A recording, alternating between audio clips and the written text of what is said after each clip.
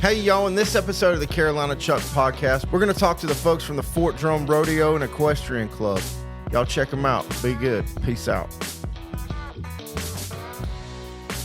It was crazy. Yeah, it was crazy. Anyways, let's go around the room and introduce ourselves. We'll start with you. All right, my name is Baron Wester, and I'm born and raised in Georgia. I'm with Records, Tennessee now, and still active duty in the Army, so here I am in New York. Yeah, buddy. There's not many Southern people up here. I try to friend everyone I can find. And I met you. Well, no, I've talked to you several times, but I finally get to meet you. So pull that mic to you just a little bit. So I'm Amber Roberts, born and raised in Wisconsin. I'm an Army veteran, and I am one of the co-founders of the club. Nice. Yep. And we got to get the guy over here in the black here. I'm Earl McFarland. I'm from Arkansas, and I'm active duty right now. Really? Yeah. What part of Arkansas? Up in northeast Arkansas. I don't know nothing about Arkansas.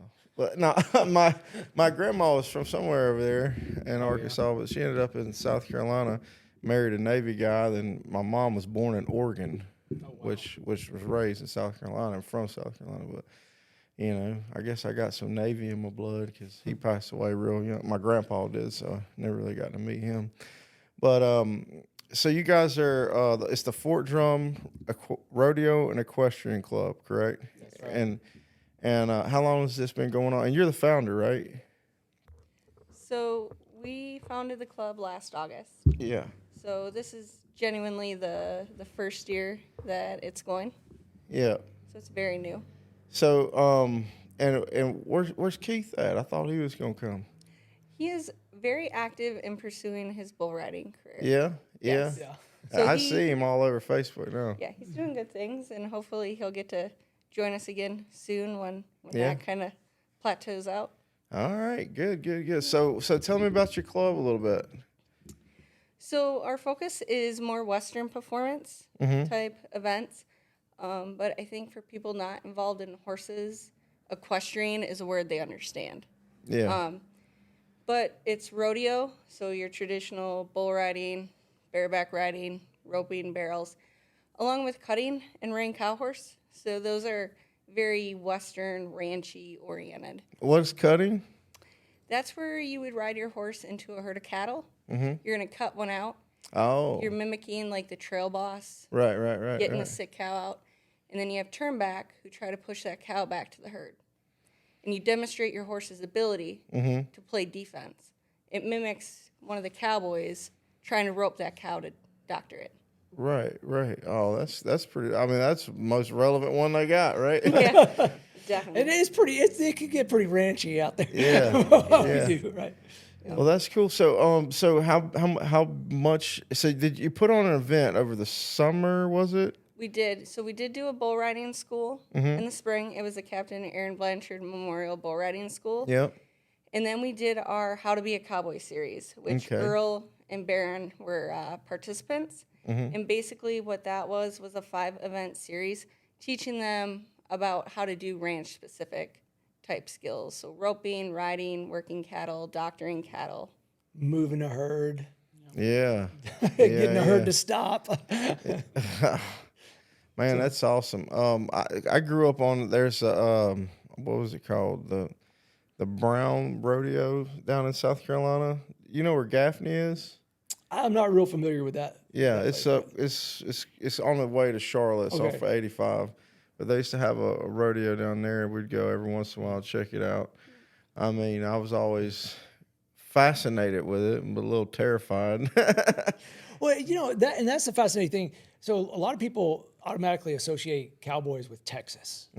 But the thing is like, you know, I grew up in Georgia and spent a lot of time in Tennessee and a lot of time in Florida.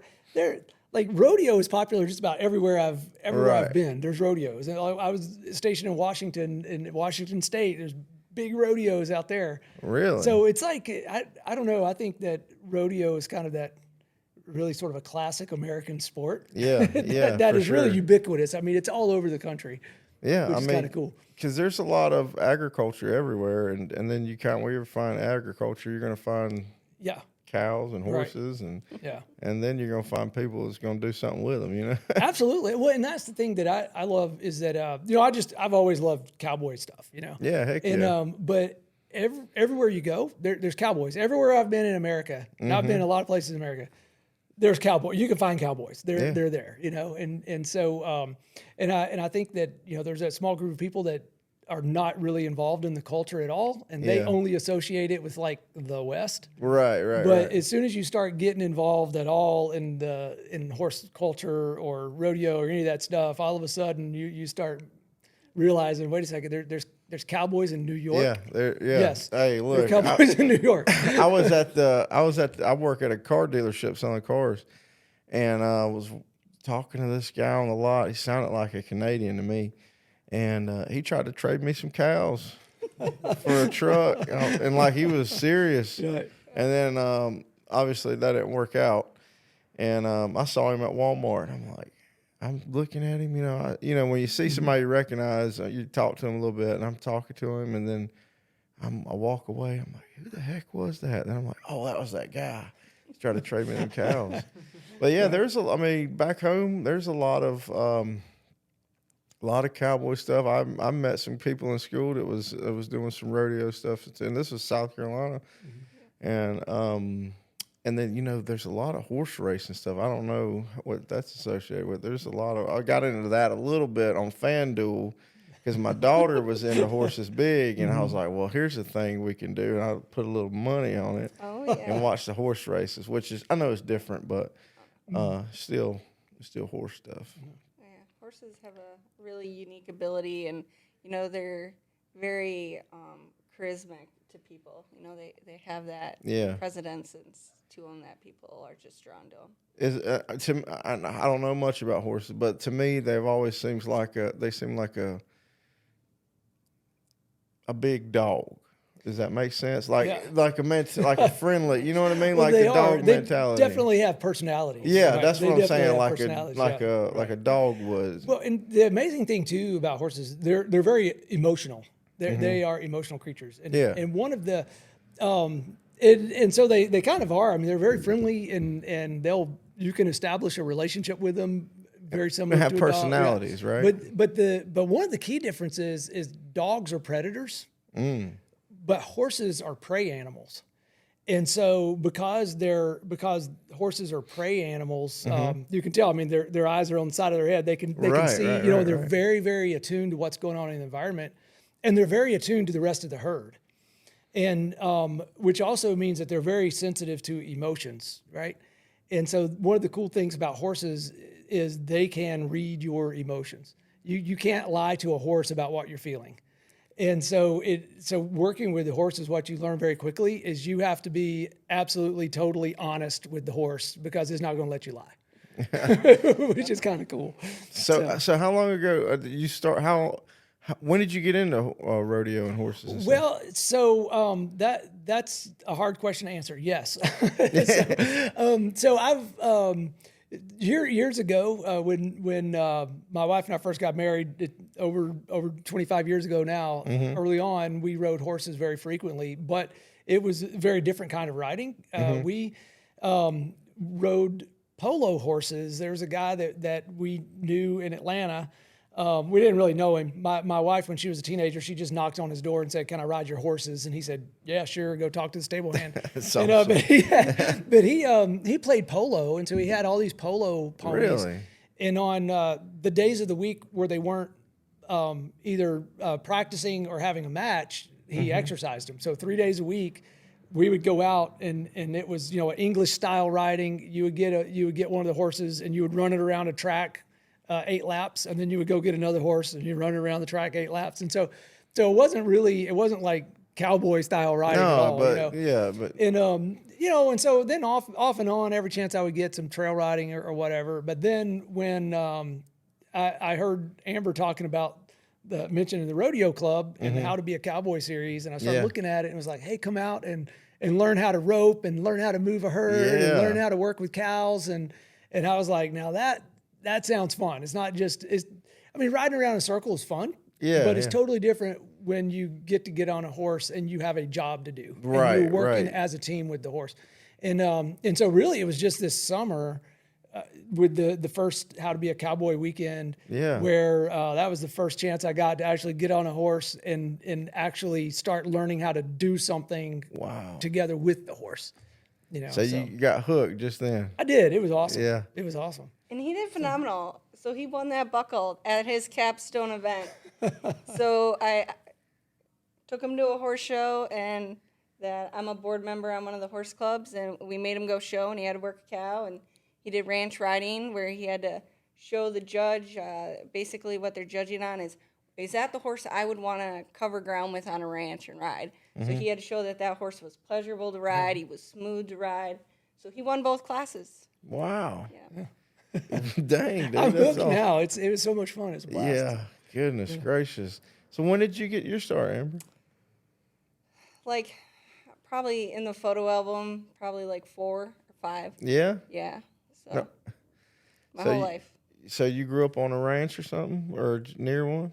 Yep. So, my parents bred horses. My dad trained horses. So all through middle school, high school, I was the little dummy up there, as he was trotting around.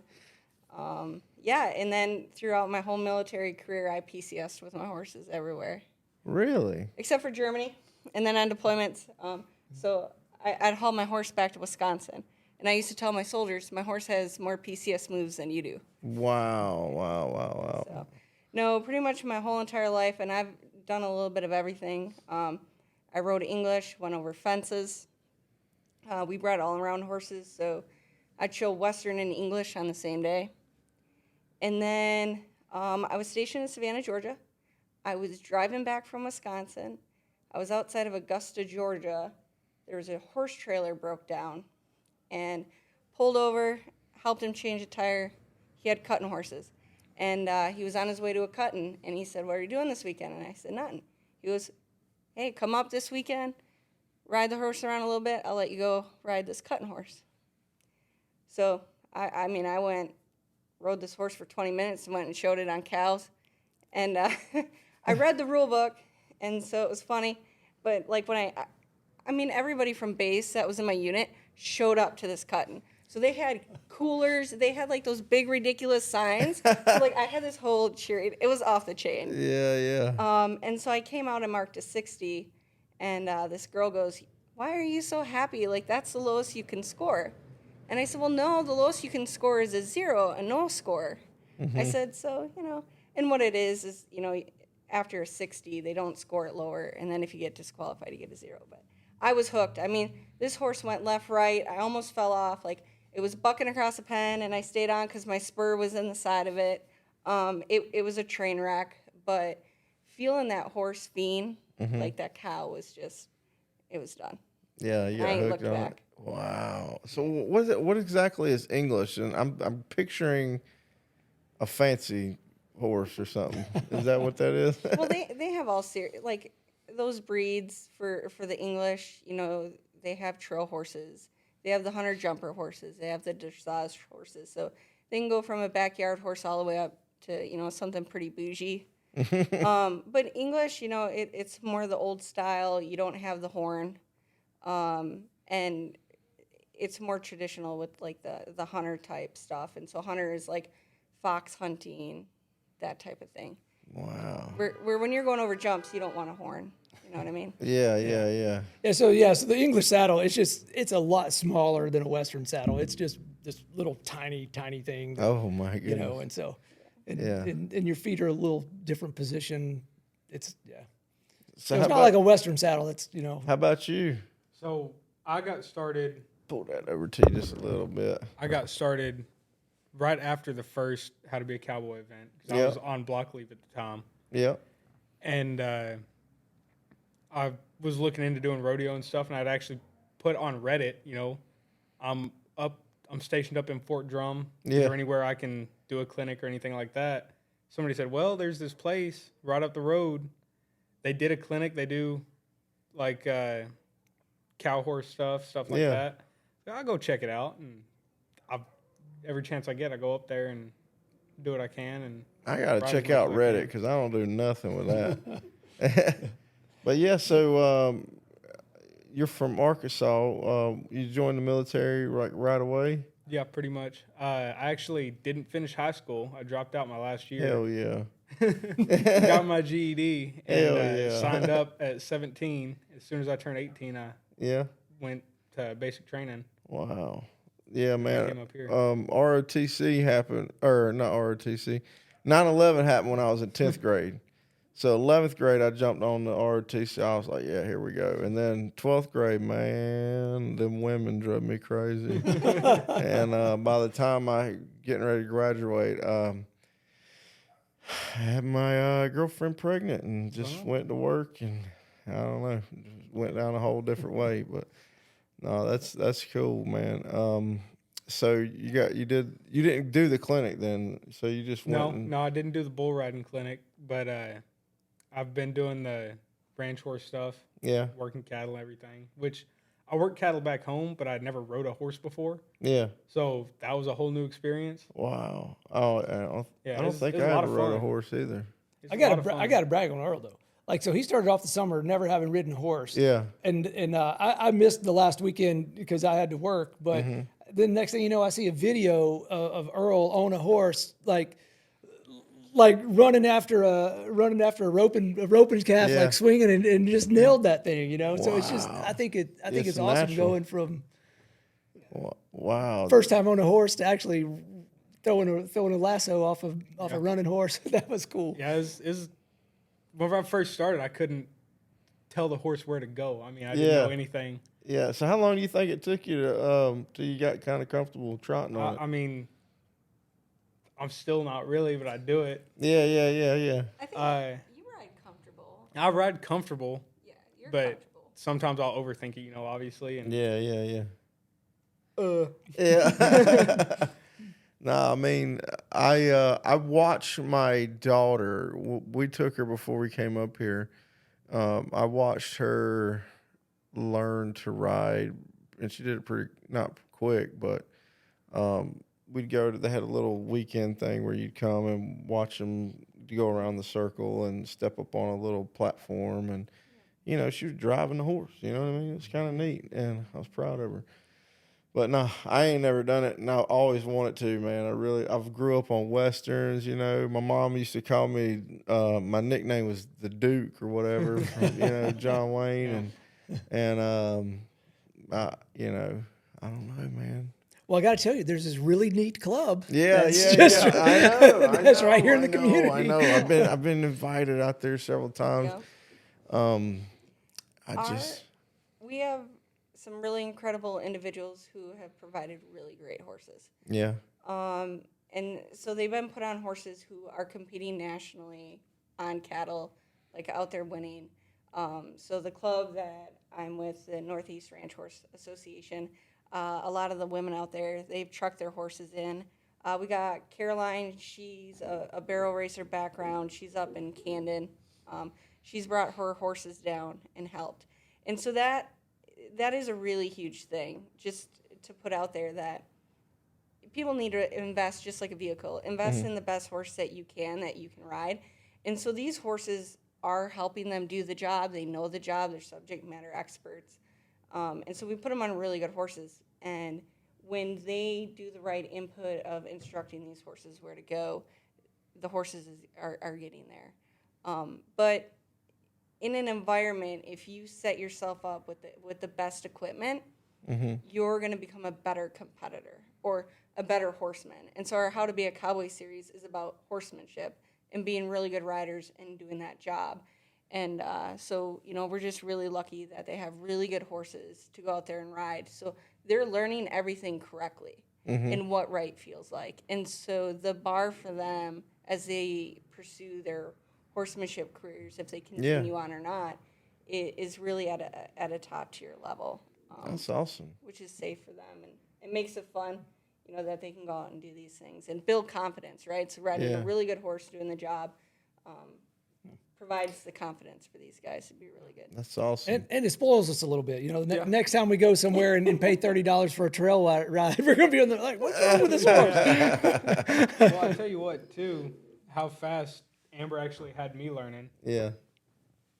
First time I was there, like I said, I couldn't hardly steer the horse. Right. I think it was the second or third time I got there, she had me running on one. What? I was like, this is interesting because I was trying not to fall off. Yeah. Because, it's like if you were to ride on somebody's back, it's moves with the horse, their shoulders are moving, you're moving. And it was just a wild experience. I was like, I don't know how to steer this. Yeah. I don't know what I'm doing, but we're running. Yeah, that's awesome, bro. I've always imagined what that would be like. Come out and join us. I know. It is fun. So you said you have some stuff going on. You're trying to do some stuff this winter. Yeah, so we're going to try to do a ski joring. And I don't know what the heck that was. You asked me, and I was like, what does that mean? So the things we're trying to do with our club is to get the community involved, right? So we're coming up with events that if you don't have access to a horse, you can still participate, right, and continue to do things. So what ski joring is, in the Western modified piece of it, is you will tow a skier or a snowboarder behind the horse and take them over a series of jumps. And as you know, 10th Mountain Division is alpine. It's got a skiing tradition. So we feel like this is a really good opportunity. And so what our goal is we're working with some people who put them on in Vermont, New Hampshire, Maine has they do a championship one, is to try to get some of their people to come down twice this winter and do an introductory where some people, we're going to have to recruit some skiers and snowboarders. Yeah. And then we're going to get the horses together and build a group. And then hopefully next year we might be able to host an actual competition.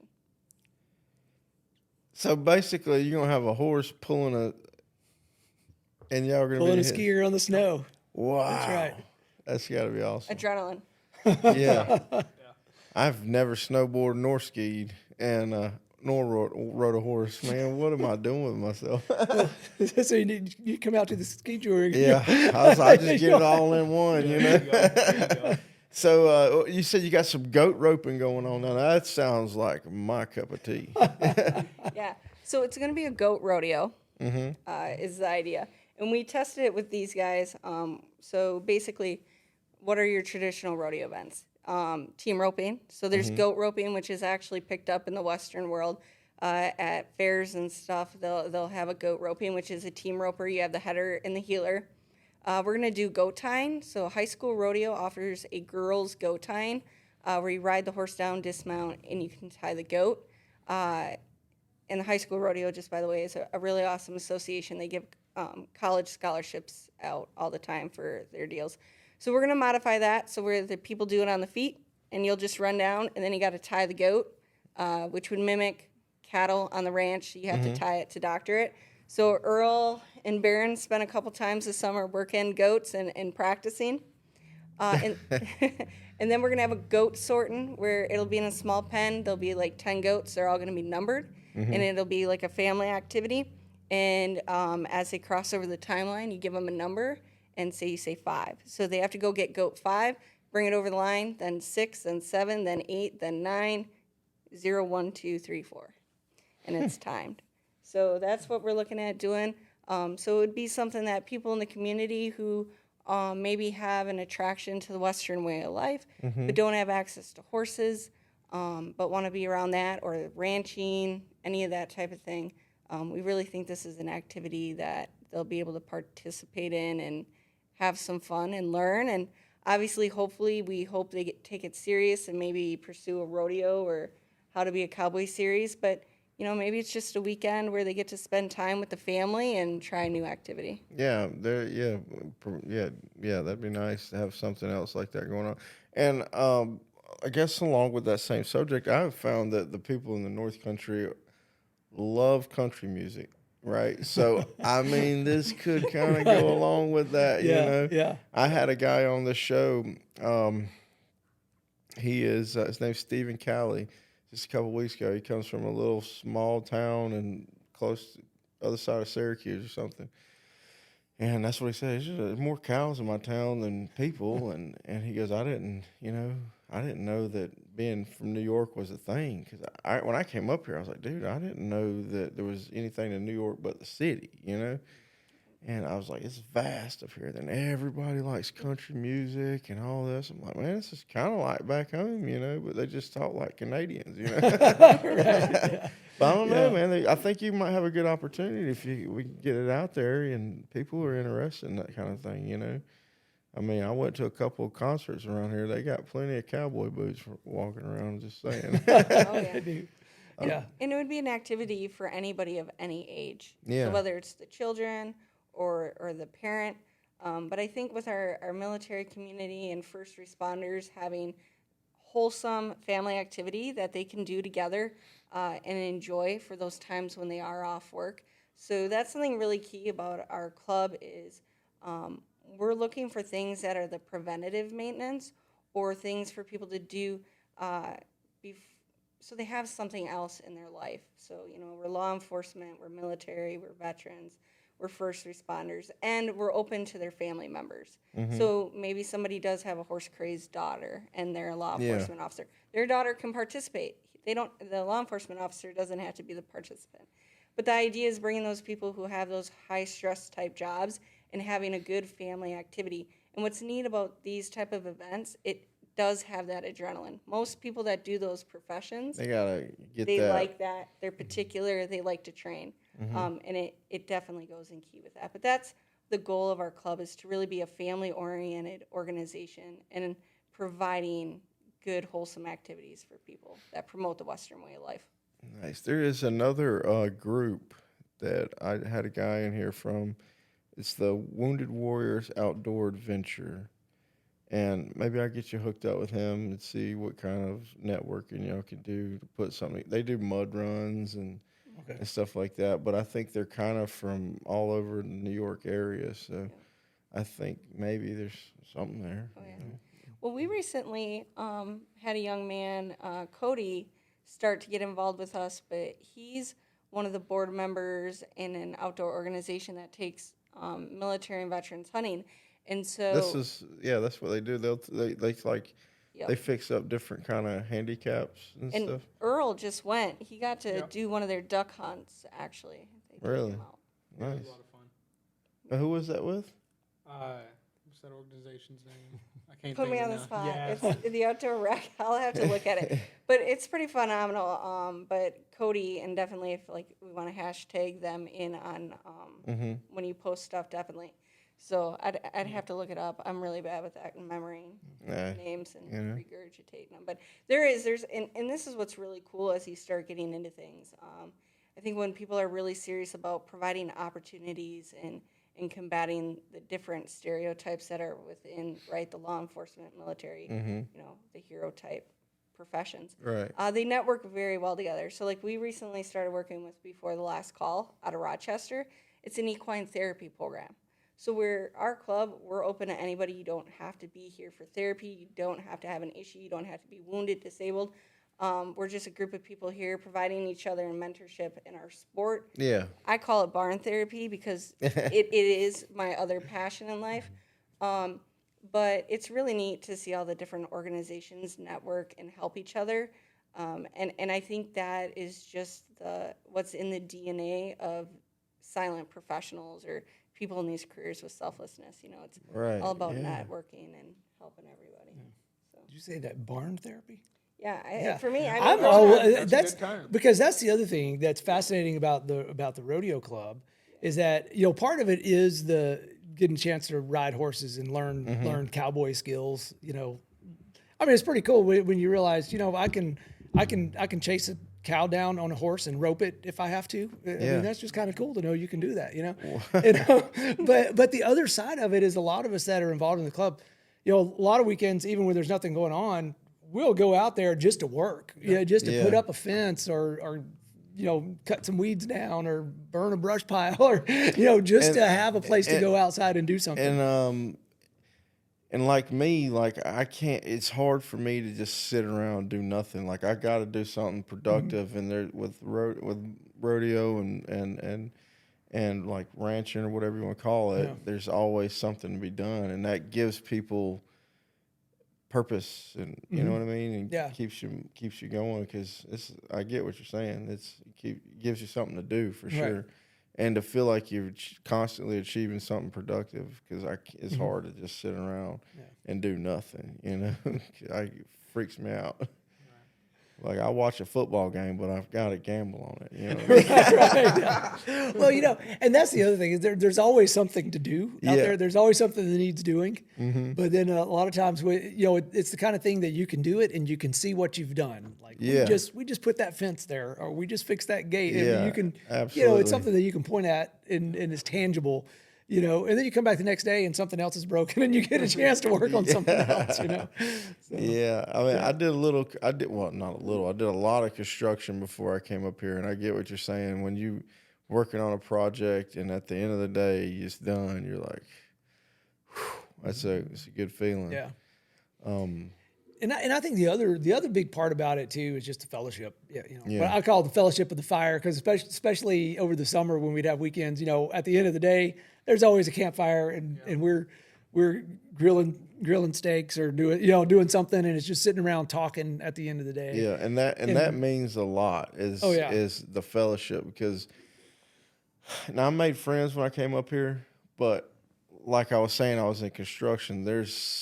I feel like I'm almost missing out on the fellowship part of it. You know what I mean? Like, I'm in car sales right now, so I don't really have the same at the end of the workday fellowship that I had down there. And I think about that. I'm like, man, that fellowship is important. You know what I mean? Because I made friends, but I don't know about the fellowship part of it. You know what I mean? Yeah. Because we're all kind of doing our own thing, But I get that, and that's important. That is really important for a man. That's important for a woman. That's important for everybody to have something that there's other people involved. Right. It takes care of you mentally and everything. So that's awesome. I was really fortunate in my military career, and like when I got stationed to Georgia, right, I was looking on, I can't remember back in the day what forum it was on. It was probably some equine forum, back when it was the discussion threads.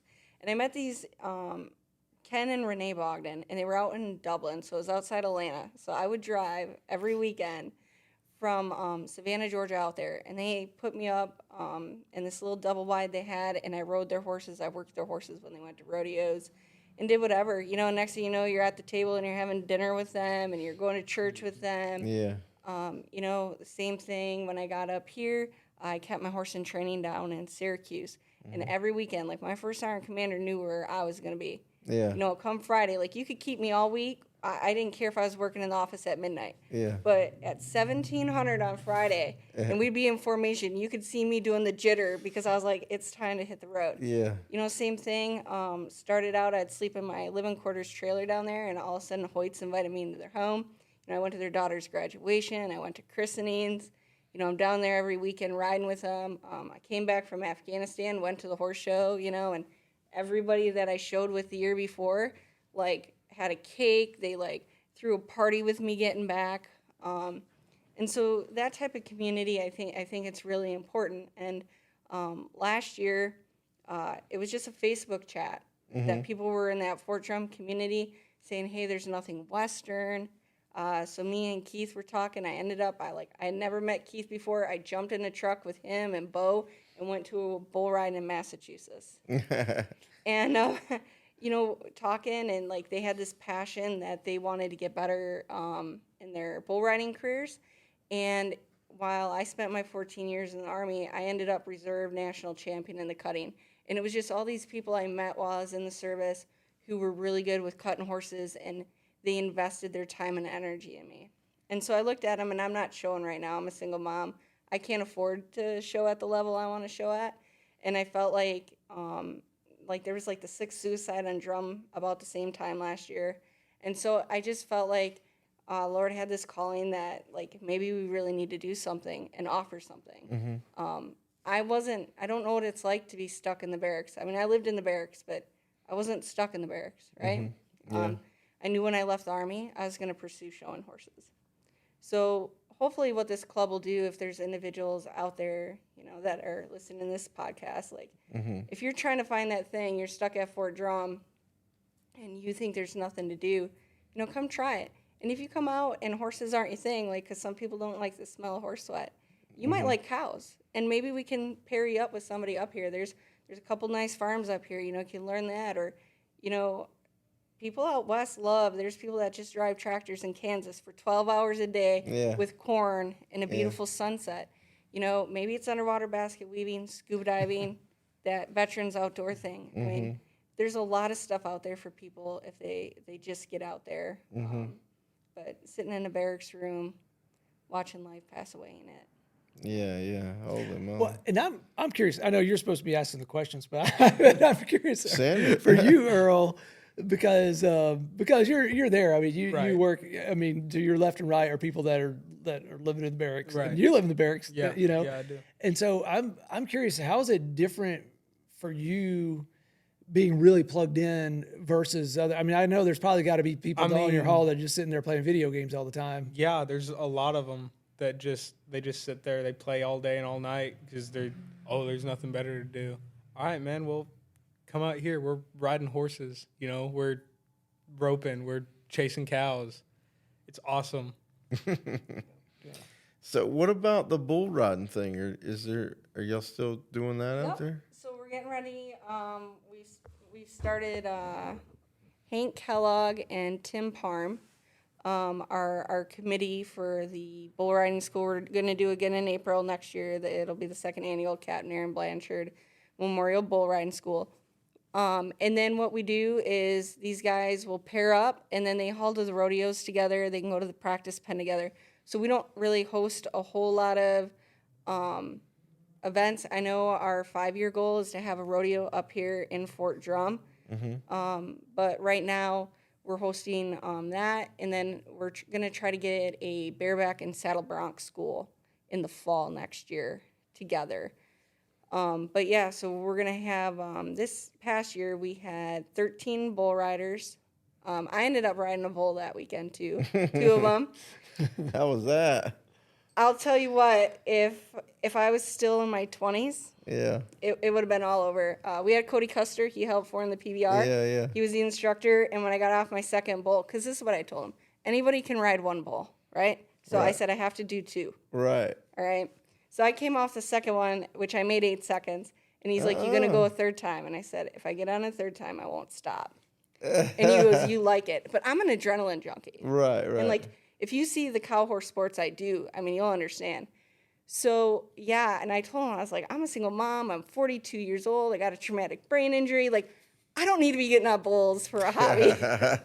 But it's pretty cool, and it's a healthy sense of fear as you're swinging your leg over one. And that's for sure. Yeah, see, I broke a bone off of my shoulder boxing. So that's why I'm like kind of like, oh man, my shoulder, I can't sleep on this side. I got screws in it, you know. And I do like that, and I think I would like it too, to be honest with you, because I feel like I kind of thrive under pressure, you know what I mean? Like I was a pitcher and catcher when I was a kid playing baseball. I was out in front. Then they put me in the outfield, and I got in a fist fight with a second baseman, and I could, you know, and I was like, you know what?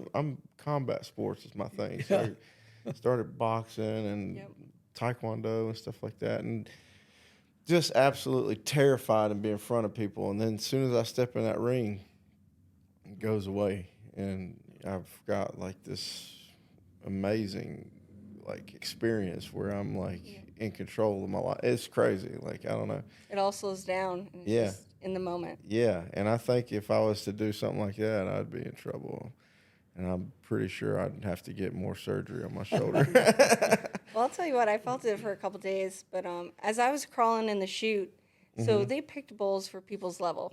Okay? I need level 0.5. And so, like, the bull I got on earlier that day, 2 kids were standing on the back throwing a rope off of it, all right? And he just stood there, all right? So they know their jobs. Yeah. And there's different levels. I wasn't getting on some PBR, world champion bull rider. Goodness. Heck no. But as I was crawling in, and I knew he was a relatively safe, predictable bull, and I mean, in this video, you could see, like, my whole body was shaking, and when I got in the chute, you could hear my foot tapping off the side of it, because I was, like, totally shaking, and, like, I just looked up at Robbie, he was the assistant instructor, and I'm like, I know this is a safe bull, but like, I am petrified. And he's like, no, that's a respect for an animal. He has its own brain. Yeah. And like, they can get them to buck harder, like that particular bull. They call him Clammy. We have a video. There was a 9-year-old girl who rode him earlier in the year. We took her down to the practice pen, and she got on. And so, depending on how tight they do the flank on him, is a different trip. And so, like, both times I rode him, the first time out, like the first quarter of the pen, he was pretty flat. It was like riding a horse trotting. Well, I rode him longer the second time. So when we cut the corner and I wasn't off yet, then he started really bucking because he's like, lady, I'm supposed to get you on the ground.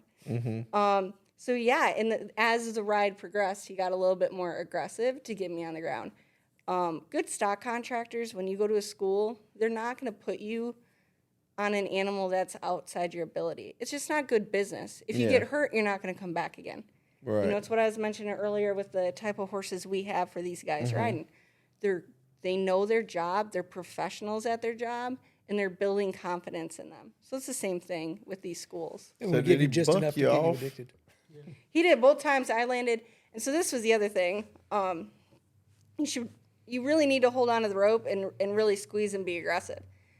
I'm 42 years old. I had a TBI. I'm not going to try to get myself hung up and whatever. So when I felt my weight shift off to the side of him, like I knew I was going. So I released my hand because I don't want to get hung up. I got to go to work, you know what I mean, and make a living. So yeah, both times I hit the ground and I had the wind knocked out of me. But you know, I'm 175 pounds and I fell 3-4 feet right on flat on my back. But I don't know. And there's something about being able to hit the ground. Like I've ridden horses before. I got bucked off. Believe it or not, the first time I've been bucked off in 20 years happened at the How to Be Cowboy series. I was riding this mule. I thought everybody was still asleep. So I went to work this mule I had this summer. And I'm new to mules. I just wanted to be challenged. And she came around the corner. I had her pick up a lope. I hadn't loped her before. And she, like, planted me right in front of her, like road rash and all from the sand. Oof. But I don't know. There's something about hitting the ground and learning to pick yourself up, swallow your pride, brush it off, and put your foot back in the stirrup and get back on. I mean, that's just something that these type of events will teach a child or teach an adult about being resilient and gritty. That sounds like boxing, really, to be honest with you. So so one of the things that I got to do, that I've got a chance to do in the Army, courtesy of all the taxpayers, is they sent me to get a degree in marriage and family therapy. Oh, wow. And part of that degree, I had to do this big paper, but I did the paper on the relationship between resiliency and adrenaline sports. Right? And so what I found out is that not all adrenaline sports build resiliency, but the ones that do all have some things in common. They push you out of your comfort zone. It's got to be something that you're going to fail at. So you're going to fall off. You're going to go over the handlebars. You're going to get punched in the face. Something's going to go wrong. And they have to have a sense of danger. So they have to feel a little bit dangerous. And the fourth thing is they have to have a narrative culture. Like after it's all over, you sit around a campfire drinking a beer, talking about the story and talking about your failure. And that's really what makes you a genuine part of the community. Is you've been bucked off, or you've been, or you've been knocked out, or you've been whatever. Right. And the cool thing is, like, what we're talking about has all of those elements in it.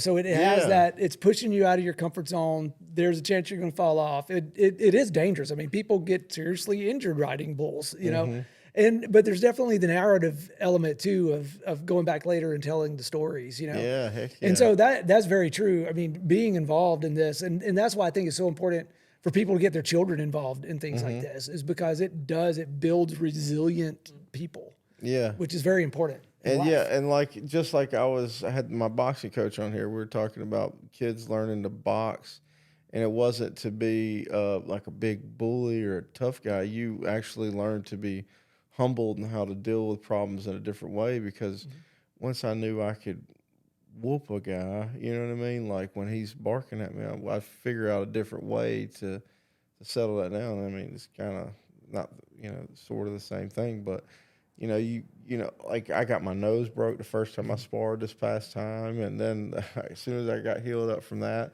I come back in and the guy cracked my ribs, but like there's an overcoming to that, and you get to share that with other people. Yeah. And then you win the fight. So it's awesome. Or the buckle. Yeah, or a buckle. Man, I got a trophy I was wanting to bring in here, but I'd like to get me a dang buckle. That'd be cool. You gotta earn it. I know. Well, that's what I'm saying now. I like winning things, And but look, we're gonna get ready to wrap this thing up. You got anything else that you wanted to bring up? Can you think of anything? I mean, we're always. I can't. Other than this. We're doing the headless horseman thing for the hayride. So my neighbor, who's helped us a lot over the years, even when I purchased my place back in the Army, Jen and Greg Calhoun this weekend out at Absolute Breeze are doing a haunted hayride. And so they asked us to do a station. So we're going to be the headless horsemen on our horses this weekend, Thursday, Friday, Saturday, and Sunday out there helping them with that. This weekend? Yeah, and so they've asked organizations to set up stations, and then based on the people going through the hayride, they get to vote. And so whatever top 3 stations get to win some money. So good job. So yeah, if people hear this before this weekend, it'll be the podcast will be out in a couple days. So So it'll still be going on. Yeah. That's awesome. I was actually playing golf this morning, and we rode through this little trail, and there was leaves everywhere. And I said something about the headless horseman. So I was like, that's from New York, matter of fact, because Sleepy Hollow or whatever. I watched that movie not so long ago. He was talking about upstate New York. Anyways, so that's relevant, I guess. yeah, and I would just encourage people, if there's something out there, I don't know, Yellowstone's like the huge thing right now. Yeah. So if you've watched it and been like, hey, I want to come try this and see what it's about, come out and ride with us. We're a really small facility, but we got good horses. We have all the tools there. If you want to get into rodeo, I strongly recommend it. I mentioned like the High School Rodeo Association before. They give out over $1 million a year in scholarships. And it is huge out west. And why I think this is something really neat for our community here is, as people, PCS, like the military child, right? Like, and they're resilient. Military children are incredibly resilient. If they get into high school rodeo and they go PCS to another state, there's going to be a rodeo club there. And, they can meet new people. If they make it to the finals, they're going to have met people from Colorado, Texas, Oklahoma. And if you ever PCS out there, your kid's already got some friends waiting. Right. You know what I mean? That's in that a type unique of community. kind of club too. And the money. And the other cool thing too, is that a lot of times people have this mindset that in order to learn this kind of stuff, you have to start out as a kid, and that's not true. I'm 51 years old, and I learned how to work cattle from horseback this summer, right? You can, and so that's the other thing is like you're never too old to learn. So just come out and try it out. And the other thing is that we're very friendly. And what I found from the first day that I showed up out there is you shake people's hand, hey, how you doing? You learn their first names, and then you're friends. It's really easy to come in and become part of the group. Yeah, and I like what you were saying about trying to get people up out of the barracks and stuff. And that's one of the biggest things because a lot of the soldier suicides and stuff like that come from a lot of people from the barracks because they feel like they're stuck in there. They have nothing to do. They have, they feel like they have nothing. Some of them. There's always something to do. Especially up here, I would say. Because whenever I first got here, I didn't think there was anything to do. I sat in my barracks room. Yeah. Didn't do anything. And I got to looking, and then I found this. I've been looking more. I found more stuff to do. I mean, there's a lot of stuff to do up here. Yeah, and that's what I was freaked out when I first came here. I was like, man, what the heck am I going to do? It's going to be – I felt like wintertime was just going to be the end of all. You know what I mean? Like, I got to stay inside. Are you doing anything inside this winter? We will. We're working with a couple places. We have a lady, she fosters like Mustangs. So we'll probably over the course of the winter, if people are interested in that, they can go over there and start assisting her with generaling the Mustangs. we've got fillers out with a couple indoor arena facilities around here where we can take some of these guys who have been riding and get them out there so they can keep riding. Last year, we went down to Hoyt's. That's who I rode with back in the day, down there in Syracuse. So they have really nice reining horses. And so we had them on their horses. They're really good instructors. But, yeah, I mean, we're working on a few different things. It would be really neat to find a facility that we could try to do the roping over the winter. Yeah. But, like, I don't know. I don't know about you, but when it gets to -15, I start hibernating. I mean, I'm already putting my hibernation fluff on. Yeah, so. yeah. No, I mean, but still, it would be something cool to do if you found a big indoor. I'm picturing just like I don't know, big rodeo indoors, and but the goat thing would be cool. It seems like all the big places are hockey rinks in the wintertime, though. You know what I mean?